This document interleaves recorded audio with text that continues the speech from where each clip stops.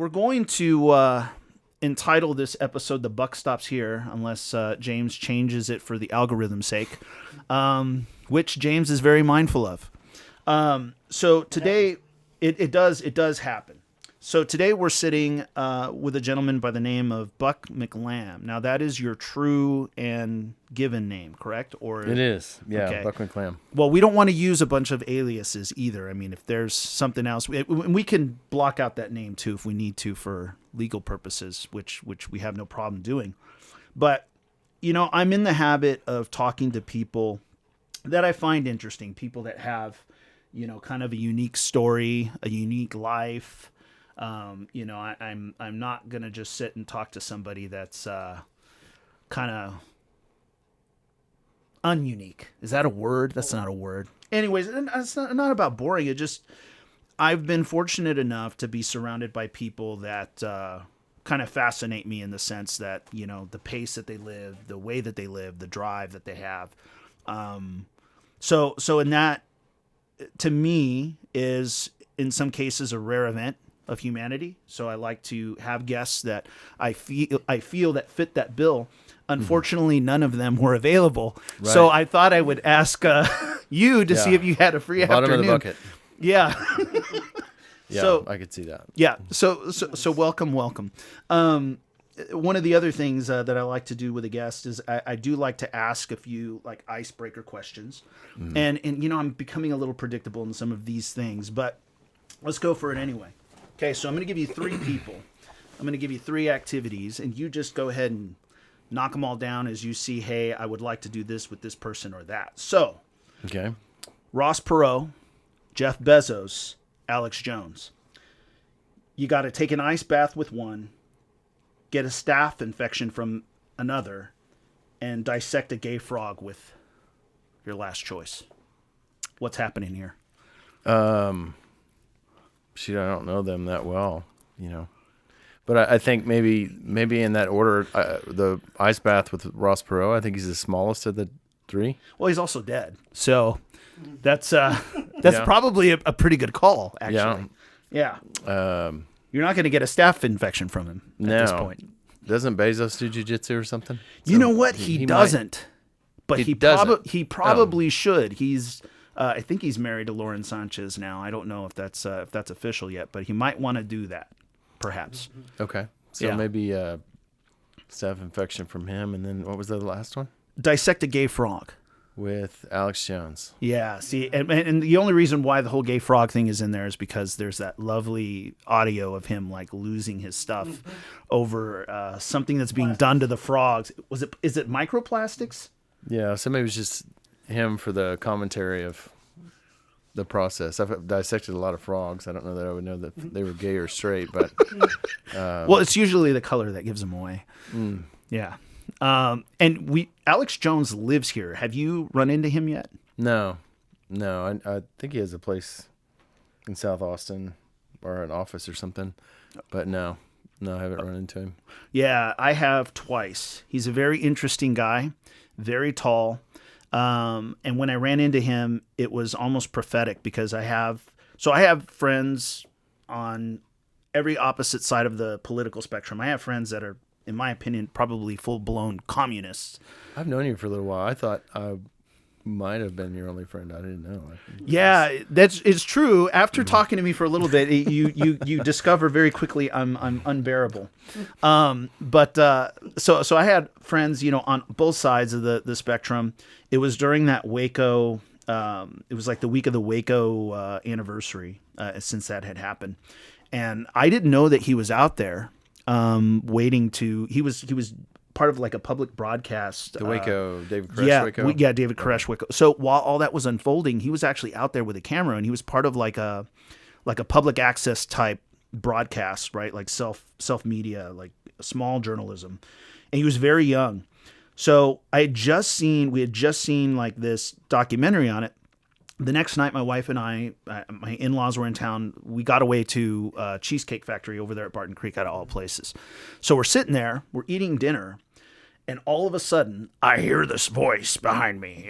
He's talking about this chicken cacciatore or something like that. And I'm literally like, I can't believe what's happening. And I'm like, oh my gosh, this is Alex Jones. I turn around and sure enough, it's Alex Jones.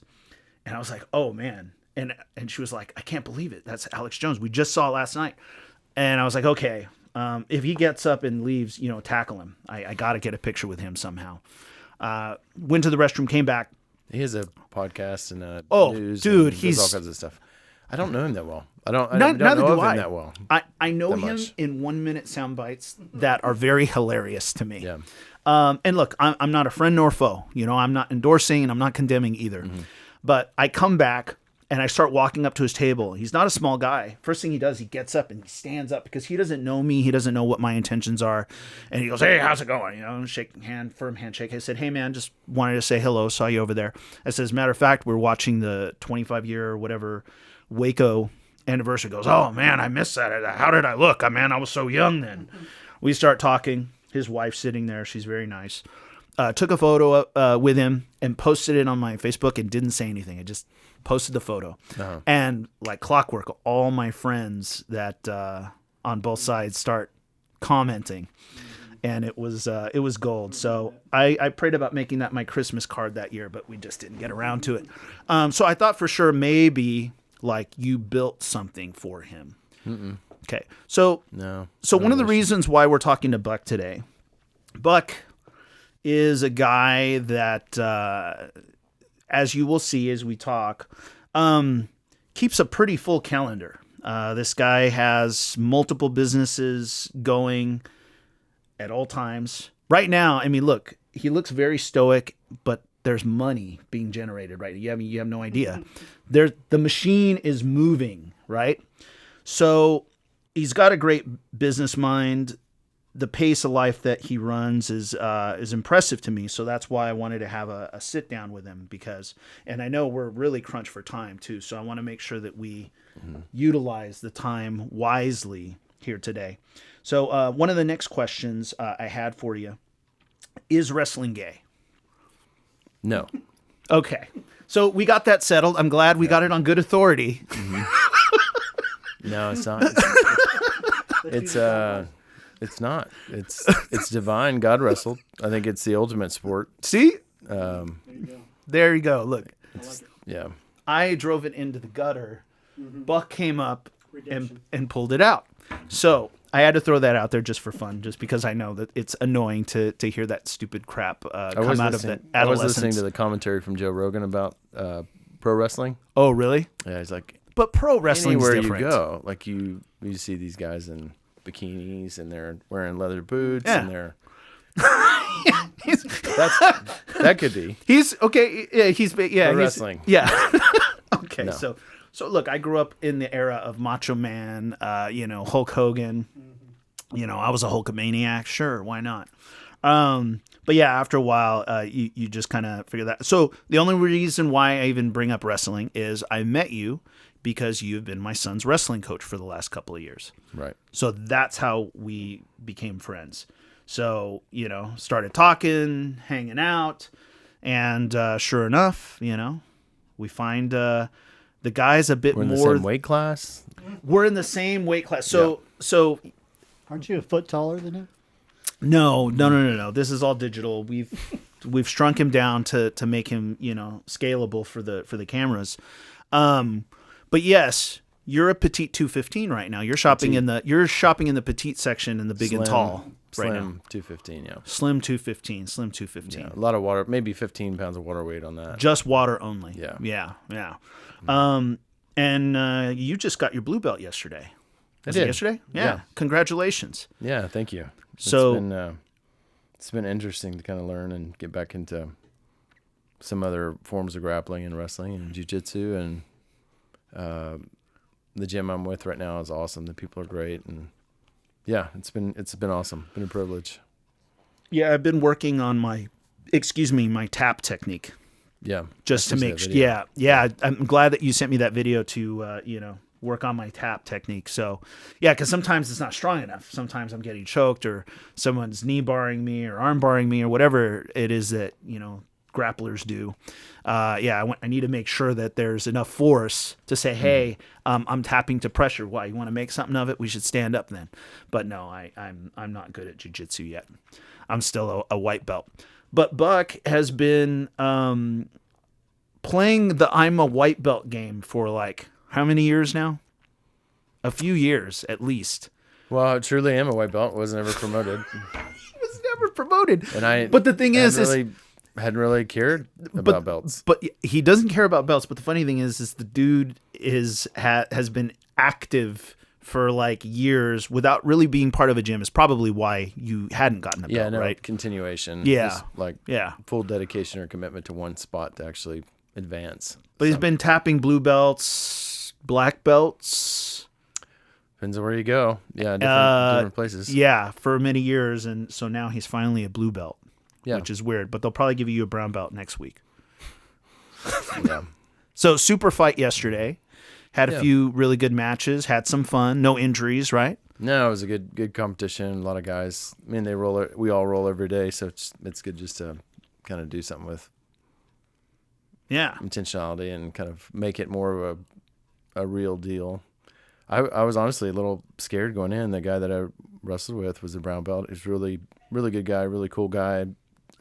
He's tapped me several times in practice, and he would always get these arm bars. And so, if you look at the match, it's pretty cautious. I just didn't want to get too close to him because he's pretty effective. So. Yeah, being smart. I almost had my arm taken off with a rather enthusiastic blue belt a couple of weeks ago. And that's one of those things it'll get your ego in check because, the guy went a little hard. I mean, I immediately wanted to start striking. I said, well, this is going to be a different game now. Thankfully I didn't do that and just smothered him on the second round. And that's my move. Yeah. I just fat him. Especially when I'm tired. I just kind of amoeba ride somebody and then let them kind of wear out until I can do something. I saw that yesterday when I was watching the video on YouTube. I was like, I was just going to lay down and take a little breather and just punch this guy because the guy can't get you. He couldn't get you off of him. Oh, he's talking about your fight. He's talking about your MMA match 12 years ago. Okay, Yeah. so you're 2-0 in MMA, yes? No. I've had a few matches in MMA. Oh, okay. So, hold on. I thought you were just 2-0. How many have you had actually? Well, the first time I got into it, I lost a lot of weight and got in shape, and it was in Virginia. Was it Applebee's parking lot or Waffle House or what was it? Fredericksburg, Virginia, and it was like an MMA tournament, and I signed up, and I had a knockout in the first round, and then there was a couple other guys, and then they forfeited.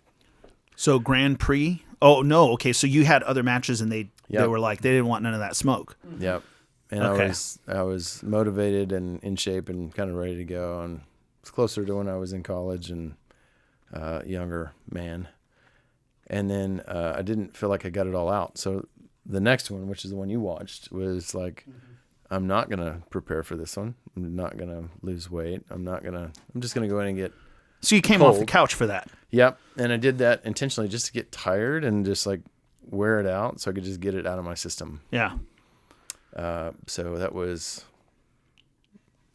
I can't remember. There's a couple different videos of that one where Lisa's talking in the background with people, but I won that one. You could hear that she's talking in the background? Yeah. Now Lisa is his wife. Yeah, there's a couple of them. What is she saying? Is she like yelling for you, or is she like talking about having a certain dinner after, or? She was pregnant with Levi. Okay. And she's just standing there with a friend, and I think her friend's like, oh gosh. Oh gosh. And then she's like, Lisa, what do you think about this? And she's like, I don't know. So she didn't go to the first one. That was the first fight that she went to. Okay. And then we, finished that fight. And the guy that I beat proposed to his girlfriend. After you beat him? After the match, yeah. Well, see, that's good. Interesting. Yeah. And she said yes after that. I think so. I don't know. We don't always make wise decisions sometimes, but it's kind of an interesting time. Like, might postpone it and be like, I'll wait till the next one. Yeah, but, yeah. No, Yeah. he went for it. So Okay, well, hopefully they're happily married still. yeah. Okay, so now we've covered, And then I did one in Austin. and you did one in Austin. Okay, so that one that he's talking about that was 12 years ago. That wasn't here in Texas? No, that was in Delaware. Really? Okay. I was doing CrossFit at a place called Eastside CrossFit, and we were my business partner Paul and I were going at like 5, 6 in the morning or whatever it was every day. Okay. And we got done with the practice, and there was the coach was like, "Hey, we have a sign up for a CrossFit competition. You guys can go sign up. It's on the counter." So when we got to the counter, there was a CrossFit competition, and then there was a bunch of MMA classes in the evening that had a fight coming up. So like a month later on a Saturday, it was a CrossFit competition in the morning. Mm-hmm. It was a partner competition, so Paul and I signed up, and then we there was other signups there, and Paul's like, "I bet you won't sign up for those." I was like, "Yeah, I will." So it was MMA and Thai, Muay Thai, and I think kickboxing and Nice. all kinds of stuff. So I just signed up for all of them, and I got one fight out of that, and so I did a CrossFit competition in the morning with Paul. Went home, ate a bowl of spaghetti, and then came back in the evening. And the gym had an MMA program that I was living in the South. I never was there for. So I remember getting warmed up and weighing in, and they're like, "Hey, this guy's really gonna swing at you. Just make sure you keep your hands up." And I was like, "Yeah, I'm okay." And I'm not a big hype guy. Sure. So I'm kind of just calm and relaxed. And I mean, before a match, you could probably find me sleeping. And so they're like, no, you need to get up and get awake. Like, I'm like, "No, I'm okay. Yeah. You guys go ahead." And they're like, this is a real fight. They're going to hit you. I'm like, no, I know. I'm prepared. My whole life I've done some sort of combat with wrestling and everything else. So I watched him hit the bags and get all sweaty and worked up. But he was like 26 from Southwest University or Texas State. Got it. And so we started that match, and I think that one's on YouTube as well under Old Man MMA. Okay. So I had some friends that came and filmed that, and I saw he was a southpaw, and I was kind of avoiding that side. And he backed up to the cage, and I squared up, and he hit, and his thumb came in and like went into my eyeball. So that's what ended your... No. Well, no. My wife was like, "I'm not going to this. You're going to get hurt." I'm like, "I never get hurt at this stuff. Like, I'm been doing this my whole life. I feel comfortable. Sure. I'm not scared of doing any of that stuff." But it's, no, I'm not going to get hurt. Well, I did. I got a thumb in the eyeball, and it broke my optic floor, but I didn't know it at the time. So in the middle of the match, I get hit in the eye, and you kind of see me back up with my hands up, and then I was like, I can't see anything. Oh, wow. So I dropped in, took a double, picked him up, put him down, and kind of just neutralized, and then my eye was bleeding, and they stopped the match. So it was just an amateur fight. So through stoppage, okay. Yeah. So that was my last one, and Lisa's like, "You got hurt, so you're an idiot. You're too old for this, and we have stuff to do, and you're responsible for stuff, so don't get hurt again, so you can't do this anymore." So I promised her I wouldn't do it unless provoked or for the safety of somebody or our family. Like we wouldn't intentionally fight. Yeah. Now, jiu-jitsu is a sport. It's not technically a fight, even though they called it a super fight. It wasn't really a fight. Yeah. So. Yeah, there's a lot of control involved with jiu-jitsu that, it's a bit safer. Not much safer, but a bit safer. Yeah. You know, you got to like your limbs, though, too. You know, but you can get broken pretty easy. Oh, yeah. Oh, yeah. For sure. In fact, I rolled with a guy right after we got done with that, and he rolled over and got an ankle lock. My ankle popped really loud, and I was like, "Oh, no." So got up, and I was like, "Oh, I'm just old and pop a lot." So it wasn't really anything that hurt anything, but I did come out of it. So, yeah, it was fun. Yeah, so part of the conversation, so we're probably going to jump around a few different areas. Being that you're a business owner, you know, you're a educated guy, graduated from Cornell, right? Mm-hmm. What'd you graduate with? It was like business admin or applied economics and management. Okay. So, but there's a whole layer to all this right here. But one of the things that, you know, I've given some thought to, and having been in the church for as long as I have, I think what happens a lot of the time is we reduce ministry to what happens on a platform. The guy we call pastor, the worship pastor, the executive pastor. Again, the jury's out on what those guys actually Consumer do. church. Yeah. But you have people that are gifted and anointed of God in very, what may be peculiar ways to us because it's outside of what scope we see, what's normative, what a structure is, right? In Exodus 31, verses 1 through 6, and I'll read it.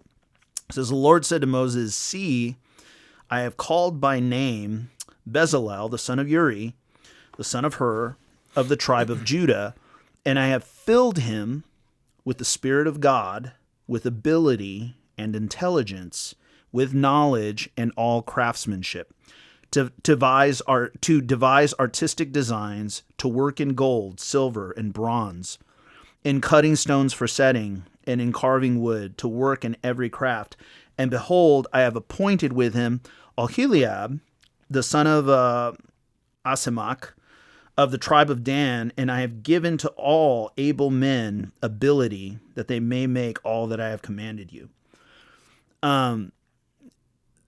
Verses like this would suggest and support the idea that the Spirit of God isn't limited to being poured out on people who can speak well, sing well, write well, serve in some official capacity within the church, but that God in and of himself is a creator, a designer, a builder, and we're a reflection of that.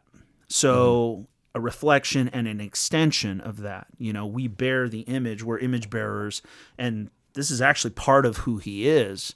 Yeah. Adam, the original man, all men you're to work. It's part of it.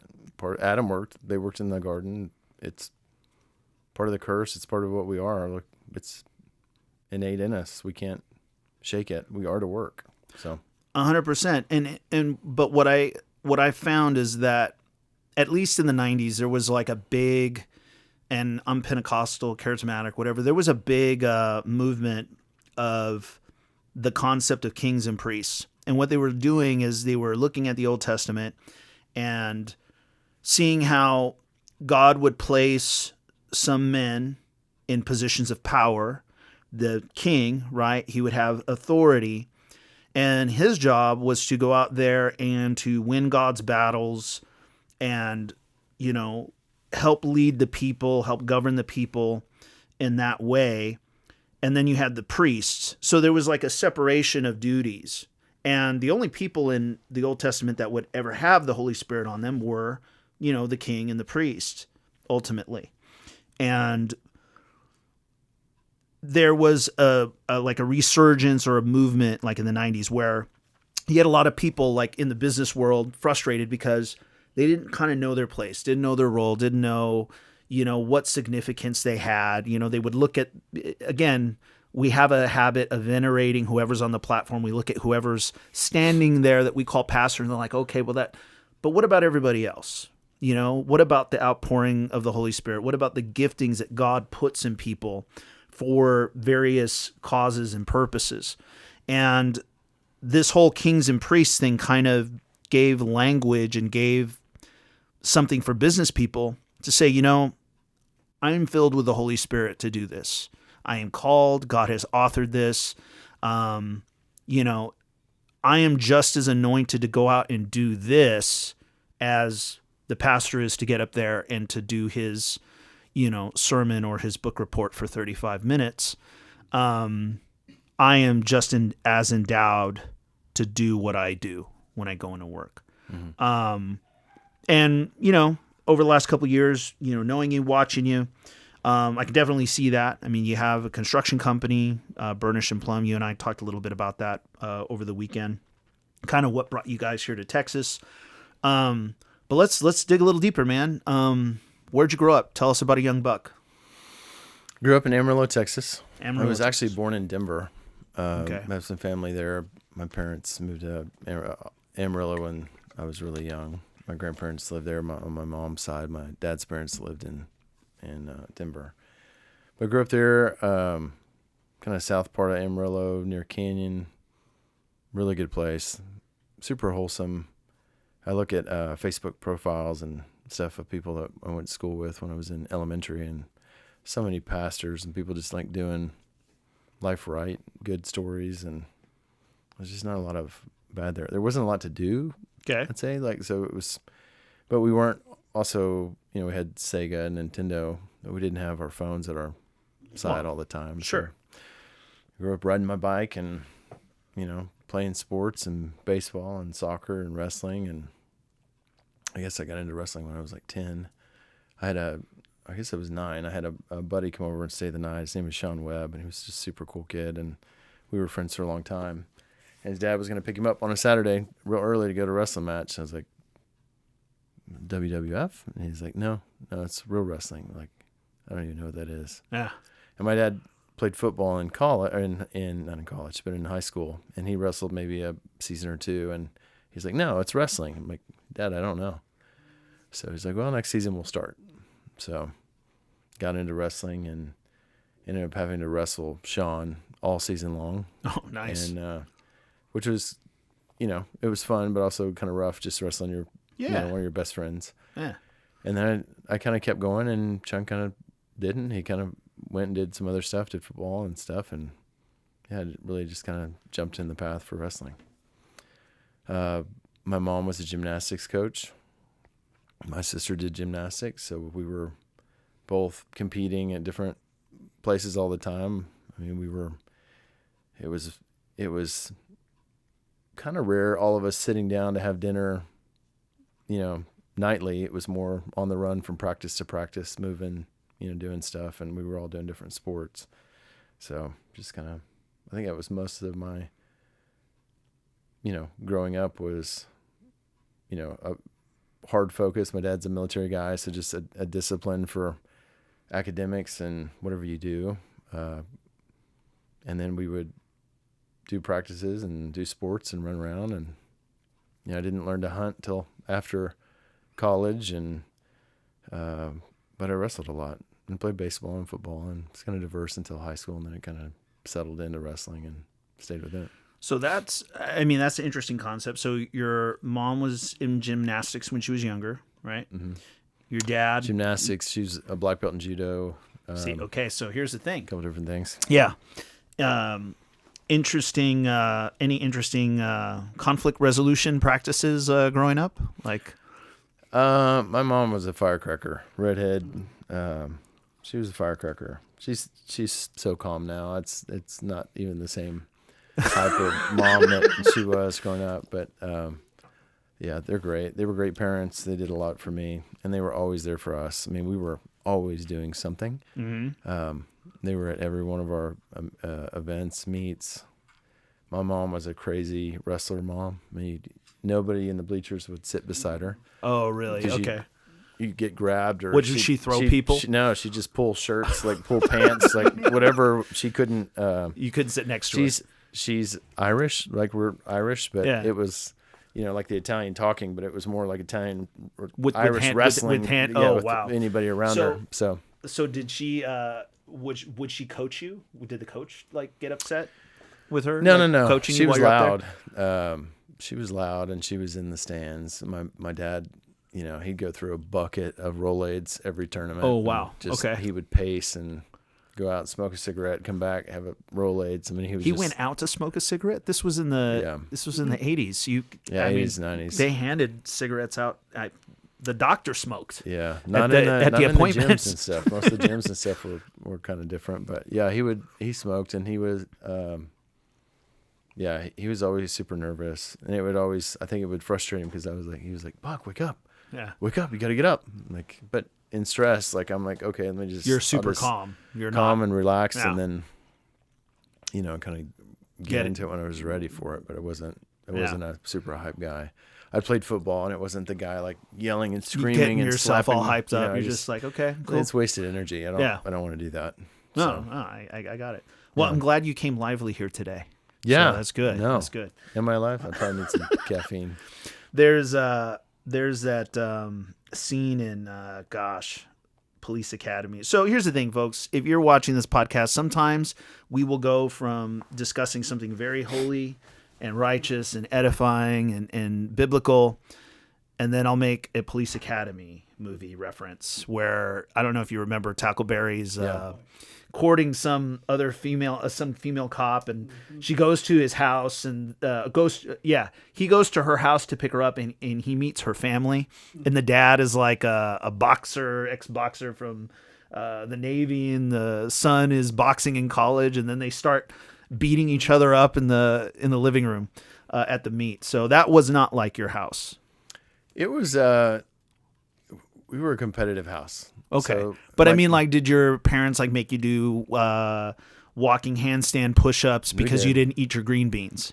No, we would, in that, I can't remember what coach told my dad this was a good idea, or if he came up with it, but he was like, all right, we're going to do a deck of cards. So Cody and I would come in and we would do handstand competitions, and we would walk on our hands, and we'd do a deck of cards. So if it was like a Queen of Hearts, you'd have 12 push-ups. Or if it was a diamond, it was burpees, or if it was different things. And then if it landed on something that was a double, like it was a double of whatever, and it kind of shifted around. I don't really remember all the rules perfectly. It was just almost every night we would have something in the living room of our house. Is just this me and Cody? Is this why you don't have a gambling problem? The gambling problem? Yeah. No, just afraid of cards. Are you triggered by cards? Yeah. A little bit. Yeah. Okay. Yeah. So in a way, it was fun. Yeah. I mean, and we all enjoyed it. My sister's super ornery. She's always been ornery, and she was probably all of the black eyes that I got growing up were from my sister. For your sister, She's she's older, almost 2 years younger than me. Oh, well, okay. So, well, you're a boy. You can't return fire. Yeah. Yeah. No, she's super ornery. But I grew up in the gymnastics gym. I did gymnastics too, and then kind of as I grew up, I did less gymnastics and just kind of hung around the gym and would help and do stuff with my mom. So Okay. yeah. Nice. And so you guys, Amarillo, and then you went to college in New York. Okay, well, that was from Cornell. Yep. And you did wrestling there as well, correct? Yep. I wrestled for Cornell. I wrestled heavyweight. And I think I got to Cornell weighing like 220. After preseason my freshman year, I think I weighed 205. And then I think that was the last year that they ran me. We were doing long distance runs and running. Okay. I was just burning it off. But I wrestled there, and I redshirted my freshman year. So I kind of wrestled unattached and wrestled Oklahoma Open and a bunch of different tournaments just kind of separately, and watched. We had a fifth-year senior that was Seth Charles. It was kind of his last year, and got to wrestle with him and learn a lot from him, and kind of grow a little bit, mature a little bit. I wouldn't say I was that mature sophomore year, but a lot more than coming in. So, And you got into building right out of college, right? in high school, my dad would have me work with some people in the summertime, like a drywall guy, a painter, a framer. He was always doing 2 or 3 jobs, and so I would know how to do that stuff and be practical, but not do that when I grew up. Yeah. So in building, I actually went to school at Cornell, like I wanted to be pre-med. So I dissected a lot of frogs. Okay. And gay ones stuff too. like that. That's good. You're inclusive. That's not.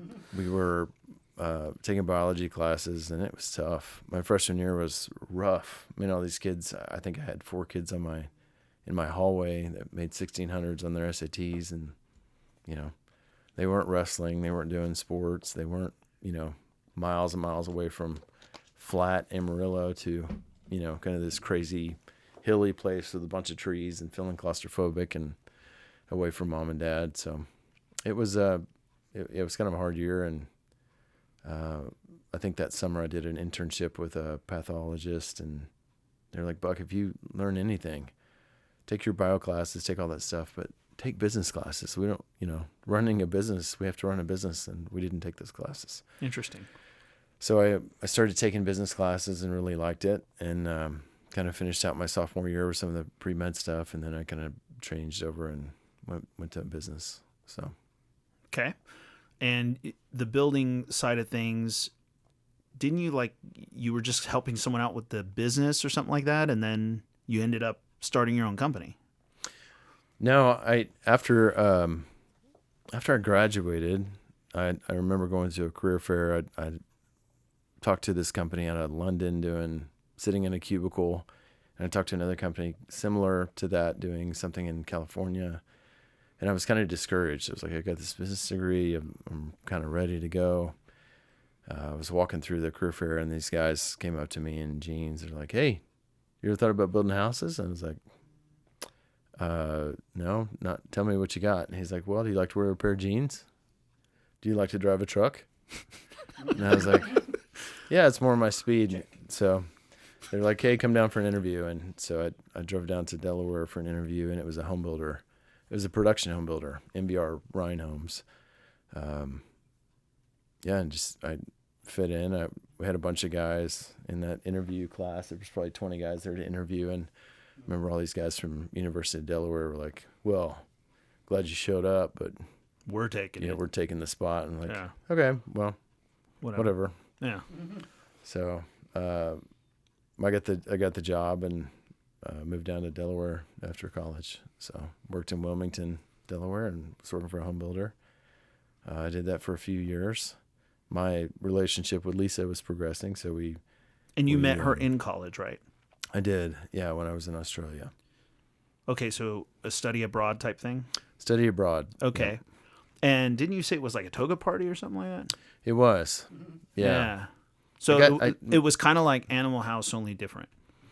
It was a spring break trip up the east coast of Australia. Okay. Kind of starting in Brisbane, going up to the Great Barrier Reef, and it was like 11 days. I think it was a redfish, two fish, one fish, two fish, redfish, bluefish, or something was the name of the trip. And it was like drinking and parties and sailing and kind of doing stuff all over there. So as you would get to one spot, you would hang out. And I think the first night we got to the Whitsundays, it was like a Hawaiian night. Uh-huh. And so we had Hawaiian shirts, and then we sailed the next day, and then the next people showed up. And Lisa showed up on that next crew that came in. And then that night wasn't Hawaiian night, it was toga night.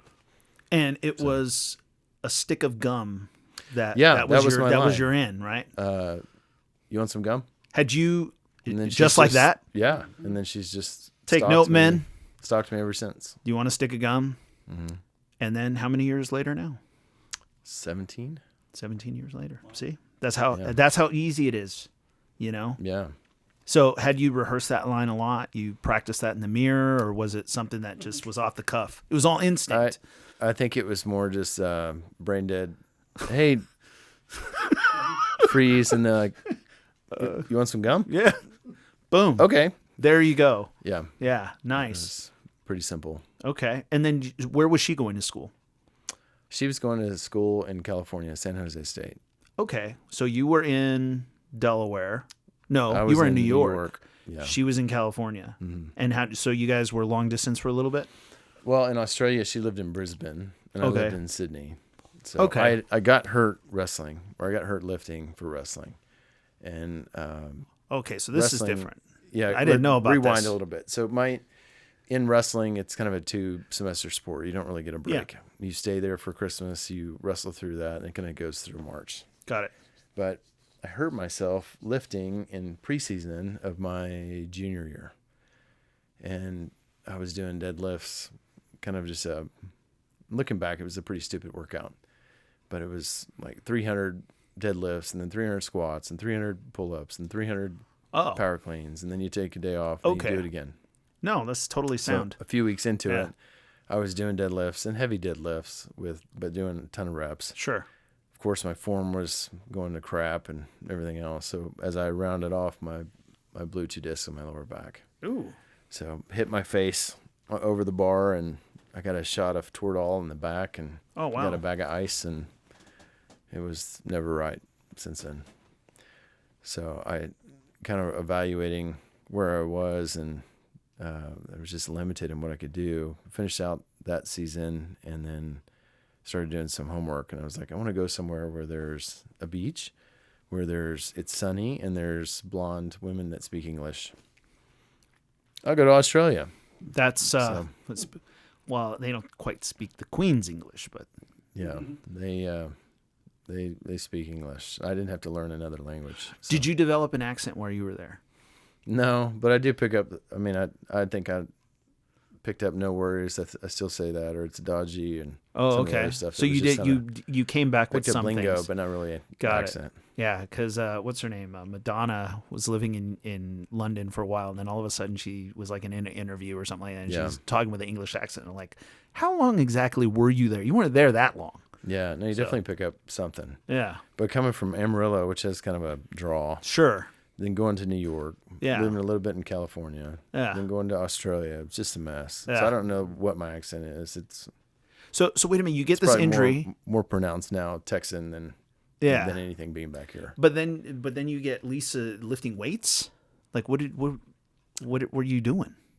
Getting You Lisa were lifting weights. yeah. You said you got hurt, or you got hurt lifting weights, and then At Cornell in the wrestling yeah. program.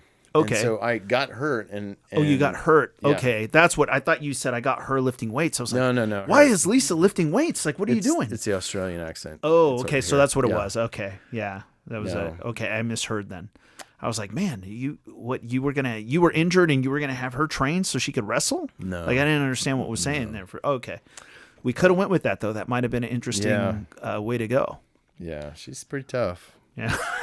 Okay, but yeah. So okay. So you guys were she's California, you're here, and things are progressing there. You guys, We kind of dated a little bit in Australia too. She was Okay. in Brisbane, I was in Sydney, so I would borrow my roommate's car and drive up there. It was like 12 hours. Oh wow. She lived and then we'd go down to Surfers Paradise, which is a short drive from Brisbane, and kind of hang out and surf, and then I'd drive back. So, Nice. but once we got back to the States and we started dating a little bit long distance, so I would go down to California, and then next month she would come up to New York and back and forth. And then I did a summer internship in Palo Alto. Okay. So I did a marketing research internship there for business, and we lived in Santa Cruz together. Okay. And then when the summer concluded, she decided to do another semester, kind of abroad, but in New York, doing a semester online.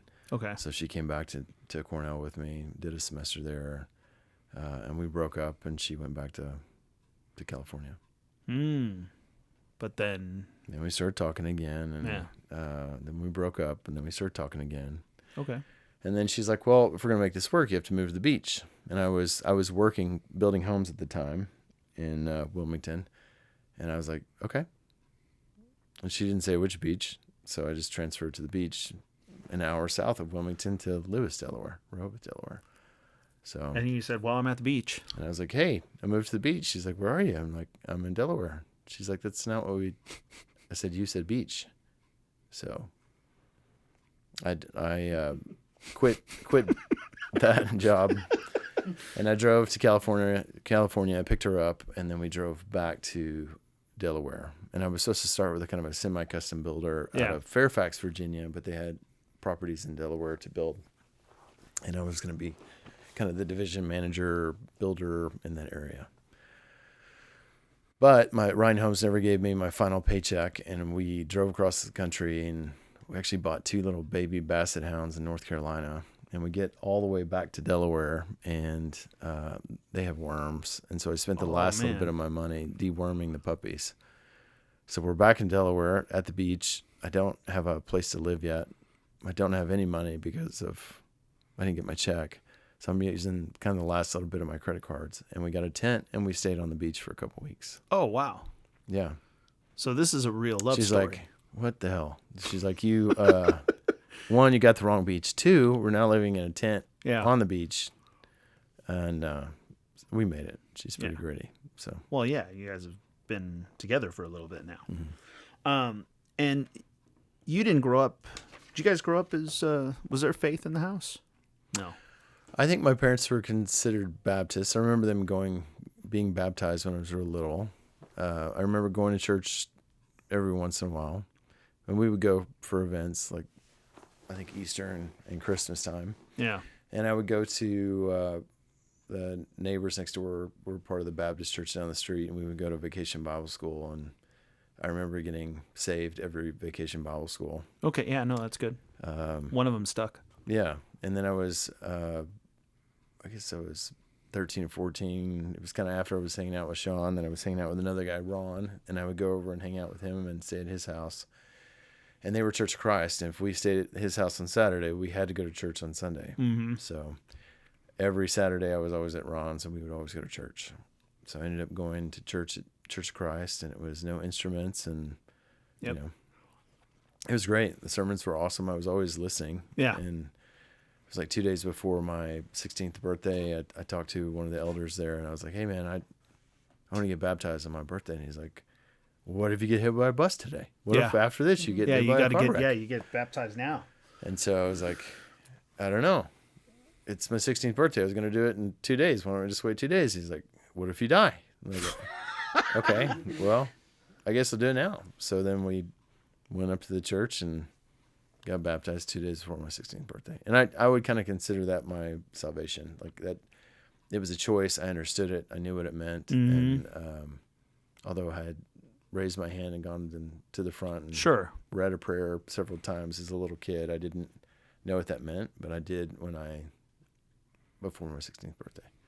So, and then got to college. I mean, through high school, I was a good kid. I mean, it was good grades. I didn't drink. I didn't even drink Coke.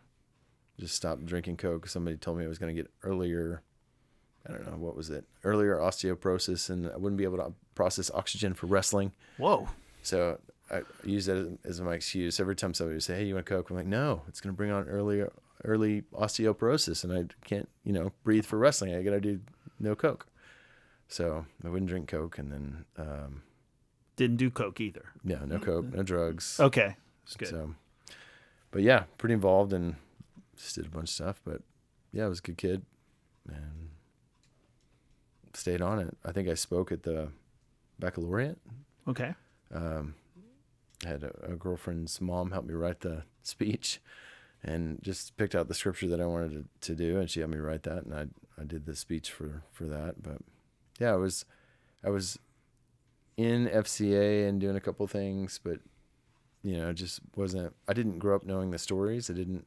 I always felt weird as a kid going to church, and all the kids would have the right answer, and I didn't know what they were talking about. Yeah. I just didn't read the Bible. I didn't have that background knowledge. So I was always kind of like, go to church tonight? Nah, I won't go. I'm good. And so it wasn't really something we stuck to. So so you would consider your 16th just before that? That's like kind of choice, your like a full understanding choice. That's what I would say. So leading up to all that came, shortly thereafter, going into college, the wrestling and all that stuff, were you walking with God, or no? Was it kind of when I got to college, I didn't drink until the last day of school, my freshman year, slope day. It's like the last day everybody skips school and go to the slope.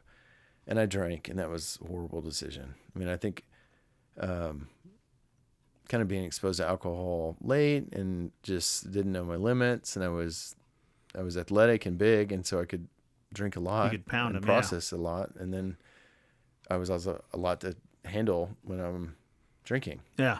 So I don't think it was a mean drunk, but I was Just go streaking in the quad or anything like that, or just an idiot. Yeah, just a complete idiot. So just didn't know my limits and didn't really find them till later, and it's not something I enjoyed in the moment, and then it was always painful after. Like sure. So now it's so nice not drinking. So yeah, Andre the Giant. I remember. I don't know. It was like an interview. I was watching him get interviewed, and someone was saying, "Hey, you like the ladies? You like drinking?" And he's like, "Well, how much do you? You're a big guy. Like, how much do you drink?" He goes, "Oh, I could start with a case of beer, and I can polish off like a case of wine, and that's like that dude was the dude. I mean, man. So crazy. Was that kind of your limit, or?" Yeah. There's nothing wrong with drinking. Like, no one ever carried the Lord out of a wedding party going, "Oh man, he did it again."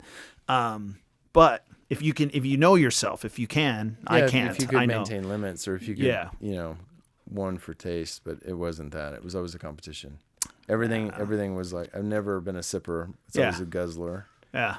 And we go too far, and I just had to it took a lot to kind of wrangle that in. And and how much it took from me along the way. Like, just success in wrestling. I was successful in high school, I did get hurt in wrestling, but I also didn't have the focus I had when I was in high school, in college. I just didn't, I wasn't able to kind of figure out what the blur was, but the blur was alcohol, and it had gotten in the way of, any of the dreams and ambition that I had. It was just kind of like it brought those things down a couple tiers. Sure.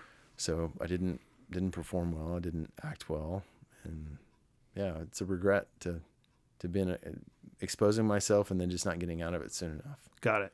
But everything works out. If I hadn't have been hurt, I wouldn't have been to Australia. Wouldn't have met my wife. Wouldn't have the kids I have. Like everything's God's plan, and He's worked all that stuff for good, even though I tried to make it bad the whole time. So it's been a journey. So you lead a pretty disciplined life. I mean, you and I talk. I mean, geez, you're at Bible study 6 o'clock in the morning. You talk to people in Africa doing different works, and then you'll go roll at the jiu-jitsu gym. You strength condition, do all that. How does that play a role in everything it is that you do? Like, considering some people wake up and they let the day happen to them. You know what I mean? A lot of people live life and life happens to them. They're not living it per se. Yeah. What role does that take? Like, I think of discipline, so what was it? One of those old definitions of discipline is like doing, what is it? Doing, knowing the difference between what you want now versus what you want most, right? I like to think of it as, doing hard things not for the sake of the hard things, but for hard things, if that makes any sense, right? Because I think apart from that, if you didn't have that, your life might be chaos. Yeah? Yeah. No, it's extreme ADD. So I'm all over the place. I have to have structure. I remember being in college and sleeping through classes. And I think my base default would be laziness. And so I have to have structure. And I also know how much I need God to keep me on the path. So I don't know how many Bible studies I've said yes to, and not all of them I attend all the time, but if I can be in the Word, it's intentional. And so I'll do that 2 or 3 times a week in different places. But I have to stay structured, and I read, and the books that I read about business and everything else, like just getting up early and doing something intentional a little bit every day adds up. Yeah. So getting up at 9 o'clock in the morning and doing something versus getting up at 6, getting up at 5 or 6 gives me an extra 3 hours of activity that I can get better or do something better or advance something or move the ball. So just, and that adds up. I mean, in a 5-day week, that's 15 hours extra. Yeah.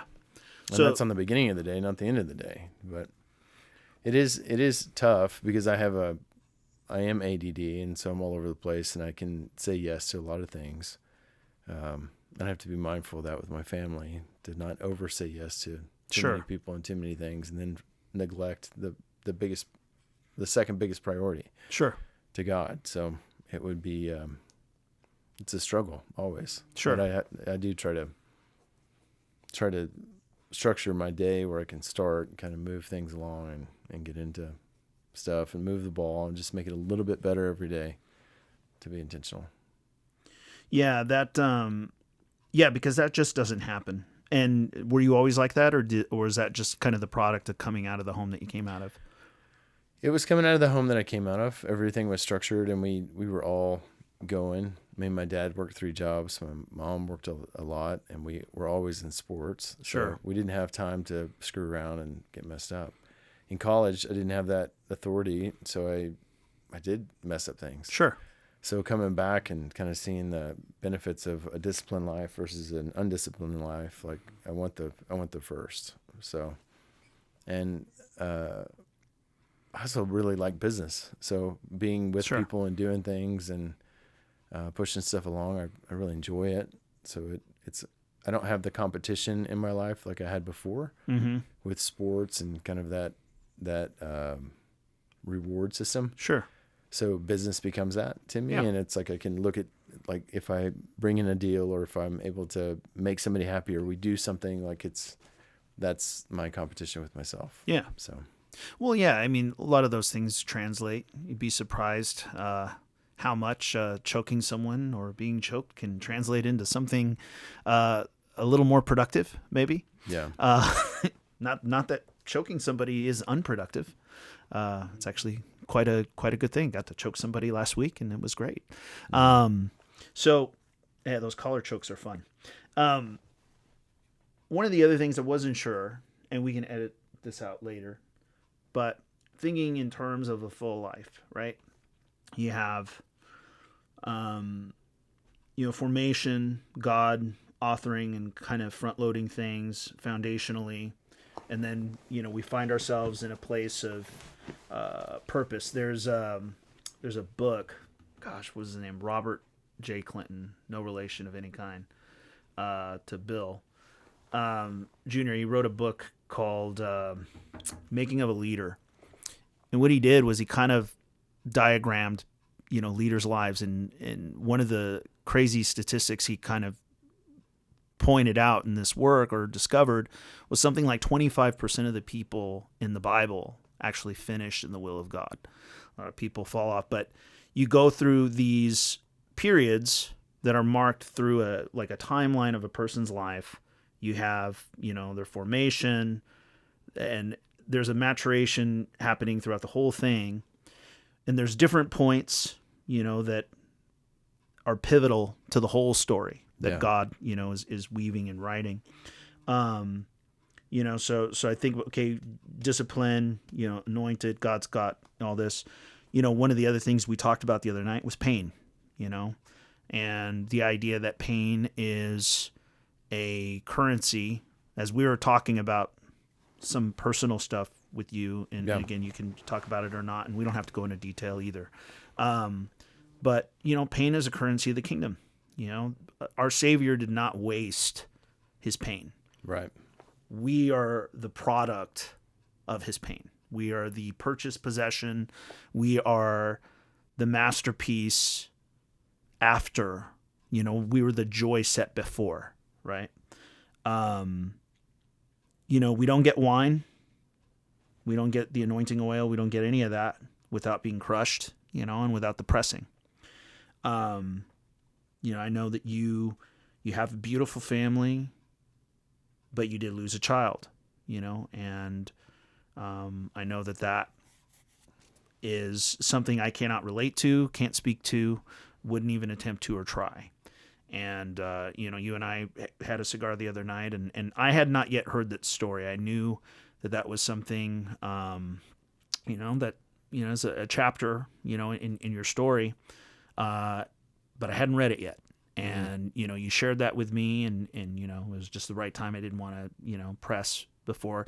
I had another friend who had 2 children that, I mentioned to you a while back. 2 boys, one was 4 and he passed away through some rare disease. They didn't even know he was sick. It's just, he's gone. And then another, that they found out had a similar condition, the same condition. He was 7 months old. So they start monitoring him, and, he texted me, I don't know, 5-6 months ago, said, "Hey man, my son's gone. And you were the first one I had just talked to you, and you said, 'Hey man, if you need me to talk to him, I could speak to that.'" And I think in the way God uses pain, he doesn't waste it. I don't think the story of how God works through that should be wasted either. So I don't see it as anything to hold in or to not share. I think it's something that I freely share because in the moment and in that struggle and in the pain, you can't see it. But when you look back and you see how God works things and how he's matured us and moved us from one thing to the next, or, he's made us mature for the next step of what he's doing in his plan, and you realize that you're part of a bigger plan, it does soothe you. I mean, it does help you to know that God doesn't waste it, and that there's a reason that Dakota didn't make it. I won't know it till I talk to God, but from that event, he's helped us, and he's also our story has collided with several people since he's moved us here, and we've been able to kind of speak about God's goodness and through those situations and be really close with people that have also lost children. Or, you know, in 2020, we were with friends that we just met at the playground. I think I told you this. Yeah. And their baby was coming and was going to have problems, and they would most likely lose the baby, and they were kind of afraid to tell the story. And we were like, well, God put us here on purpose. We've lost a child, and it's rough. Let us help you. And we've been in those situations, and it's never something I won't share. It's something that's like so important to know and to say our testimony and how good God's been through it, just to remember who he is and what he does for us. So, well, one of the things that kind of stuck out to me, and I wasn't sure I was going to even bring this up, but you look at the whole of a person's life, and God's not finished yet, of course, but up to this point, I mean, some pretty remarkable stuff.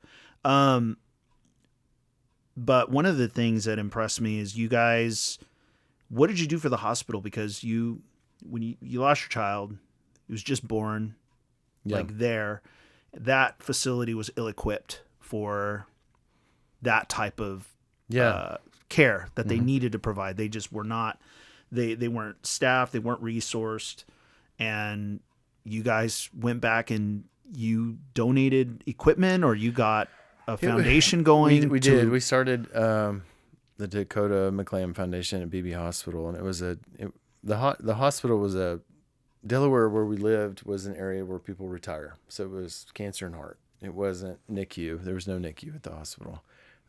Fewer young families. We had them, and we were part of that group, but it wasn't there for that. We started that foundation. I think a lot of people were like, hey, just sue the hospital, do this, that. And we're like, that's not going to help anything. It's going to make it worse for the next family if we do anything like that. So I think God just told me, like, hey, that's not what you need to do.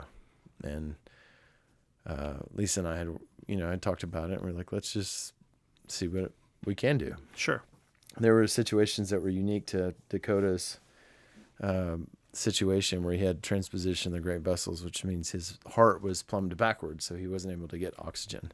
I remember them trying to take blood work, and they couldn't get enough blood to read his blood gases to figure out what it was. So we bought a T-stat machine, which takes like a drop of blood and it reads those things. We bought like a Panda Res machine, which keeps the babies warm. They can treat the babies while they're under light. I remember being at the table and having to cover him with blankets, and they're trying to breathe for him, and it just wasn't good. I remember them searching for intubation tubes of the right size, and this was supposed to be the emergency room where we were supposed to go. Yeah. So they're like, oh man, check the second floor. We're like, hey guys, like we're in emergency now. Yeah. So we just made sure that we could do what we could to better equip that room for other people going through the situation than we did. And occasionally, like maybe quarterly or every 6 months, we get a call, and they're like, hey, just letting you know, another baby with transposition. They maintained the baby until they were able to transport the baby to AI DuPont or Philadelphia Children's Hospital. Amen. So it was good. It was the right thing. It was really hard, and still really hard to think about the hospital. And I don't think they did anything intentionally wrong. It's just no. hard situation. We didn't know he was coming out with a heart defect. I was wearing a tuxedo T-shirt and, ready to catch the baby. And he comes out. I hand him right to mom, and he's turning blue. And I'm like, hold on, we need oxygen. Sure. She's like, no. I'm like, no, oxygen now. Yeah. Let's go. So it was just bad situation.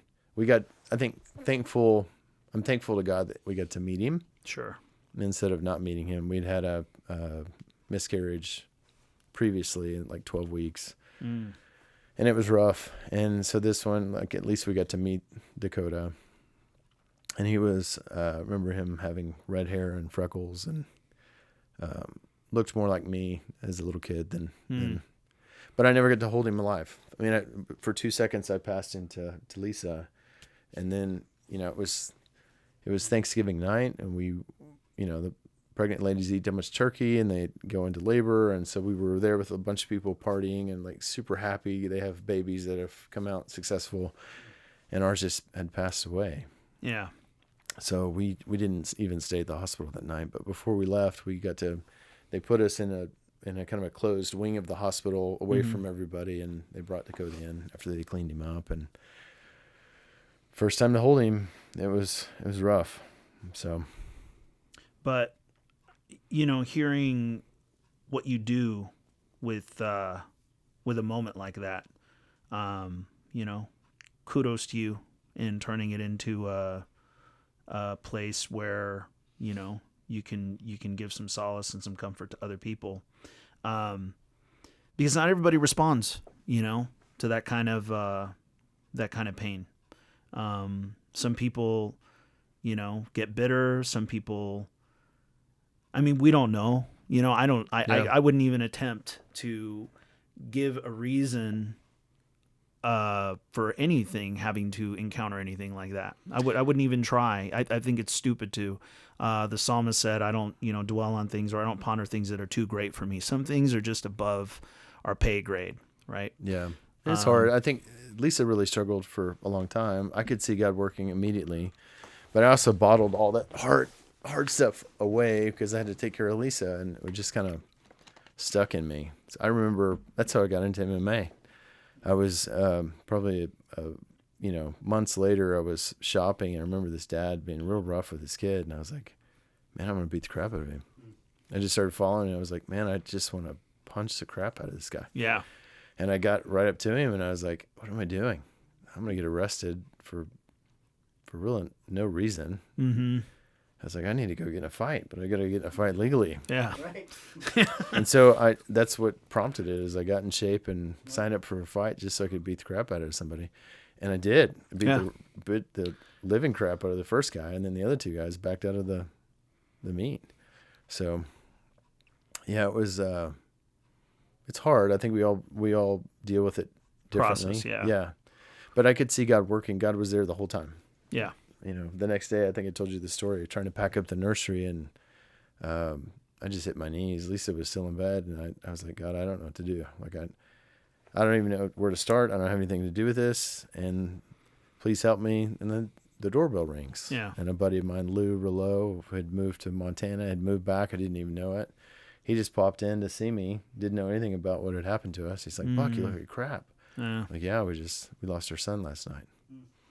And I was like, can you help me? I'm like in the nursery trying to pack up. I don't even know what to do. I don't have any boxes. He's like, oh, I just moved in, and I have all these empty Tupperware in the back of my truck. I was just going to go throw them away.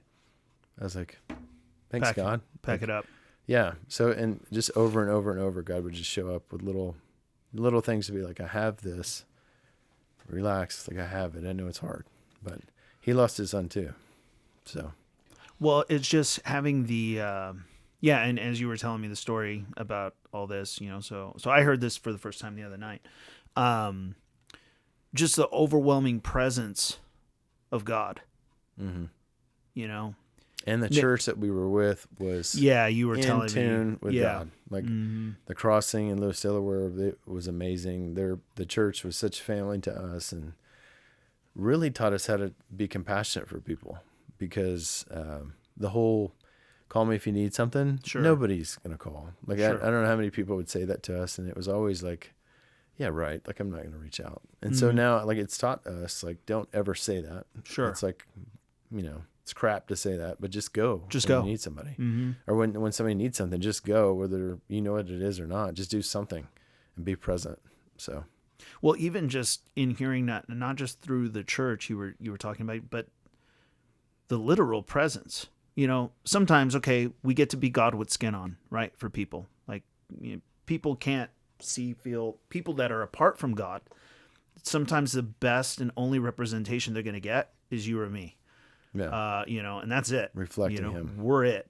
There's no B team. We're the A team. And only one of us can be a Baracus.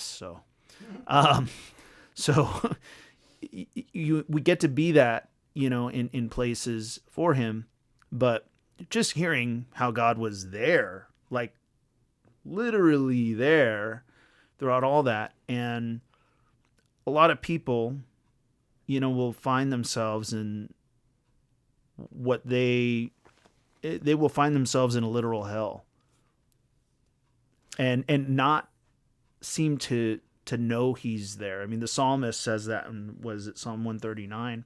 He says, if I make my bed in the heavens and I go up there, the highest point, he goes, you are there. If I make my bed in hell, make my bed in Hades, Sure. he goes, you were there.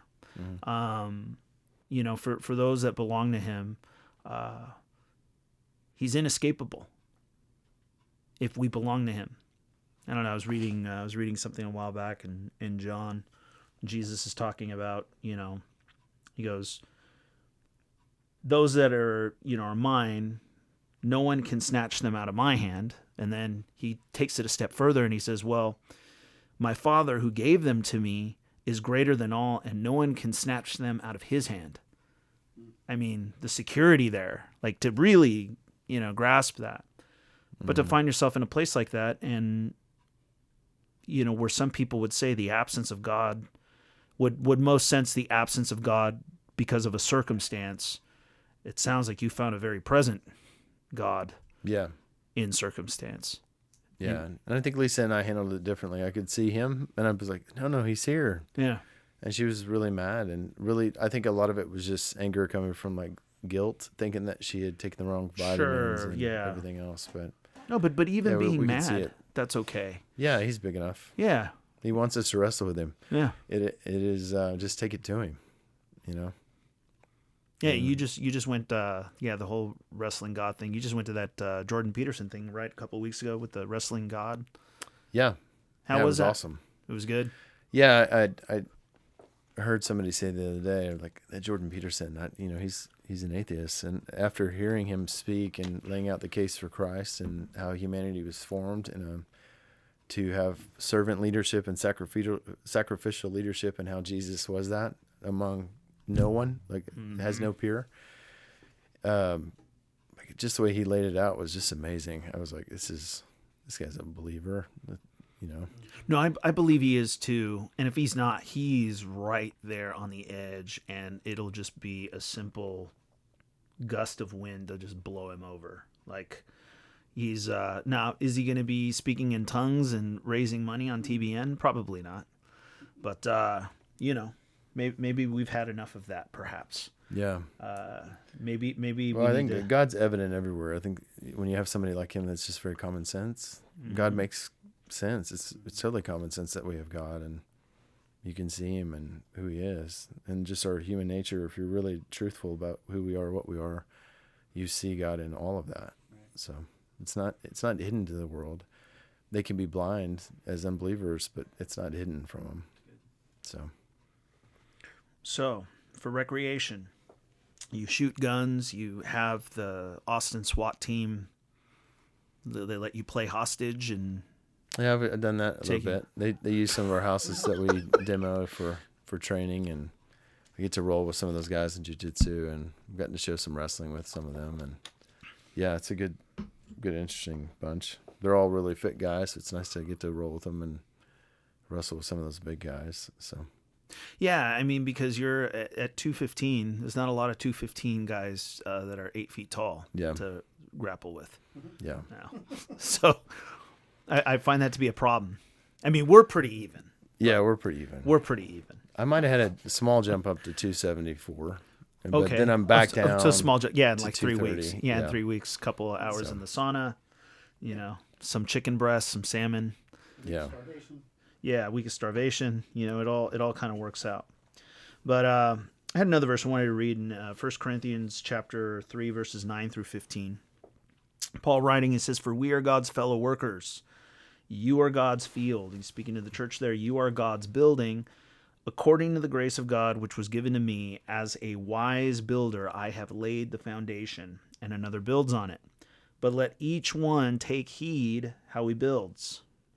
For no other foundation can anyone lay than that which is laid, which is Jesus Christ. Now, if anyone builds on this foundation with gold, silver, precious stones, wood, hay, straw, each one's work will become clear, for the day will declare it, because it will be revealed by fire, and the fire will test each one's work, of what sort it is. If anyone's work which he has built on it endures, he will receive a reward. If anyone's work is burned, he will suffer loss, but he himself will be saved, yet so as through fire. In life, okay, so we're going to have great highs, we're going to have really low lows. You're going to get to indulge in some of the great pleasures and places and things and all this other stuff, but in the end, none of it goes, and it's not going to matter. We're kind of we're in the meat suit here in this spinning bulb of mud. Yeah.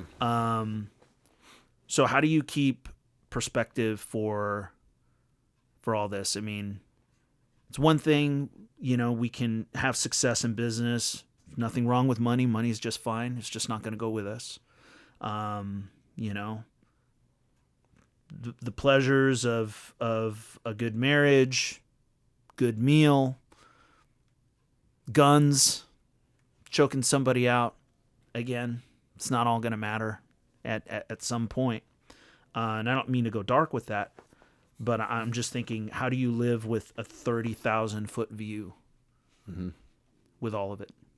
I think it goes back to what you were saying before, like the church being, if the church was a consumer church where it's all about the relationship of the, priest or pastor to God, and it's not about all of us doing that exact same thing, then it's harder. But Jesus told us that we're all supposed to go disciple the nations, and we're supposed to work with people and help find his kids, right? So I think looking at what we have as stewardship, and it's not ours, that it's his, that our purpose in this, I was just in a Bible study the other day and talking about the nations and becoming a holy nation, and that being our occupation as priests. Well, as a priest, your occupation, your sole focus would be God. If we're priestly business owners, then our sole focus is still God, although we have secondary focuses in business and what we do. But if we use the means and what we do to deal with people, to work with people, to bring resources and put those in places that work with people, then I think we're in an alignment. I think I have a calling in business to do business and to be in relationship with people and to use those means to advance the kingdom. And when I'm in check with that, God really moves, and I get to see some really cool stuff. And when I'm not, I get to get slapped because it just doesn't work. Sure. So I think just kind of living with an open hand, that these resources are to pass through me to others, and God uses us. And if we're available to be the tool or the means that he puts, to use, then he'll use that. But if we shut it off or close the hand, then it kind of goes dry. Mm-hmm. So over and over, I've kind of see this in my life, and it's like when I'm really open and available, God puts these crazy stories in our life where we were able to work with people and do stuff, but that's what I'm here for, right? And we're all to be priestly and to be holy in our different occupations, and God's creative, and we're all created differently, and he's just made each of us that way. I mean, what you feel, that flash or that calling, and you need to turn into that, because that's God just revealing what your calling is. And when you pour into it, God will really use it. So, Amen. Yeah.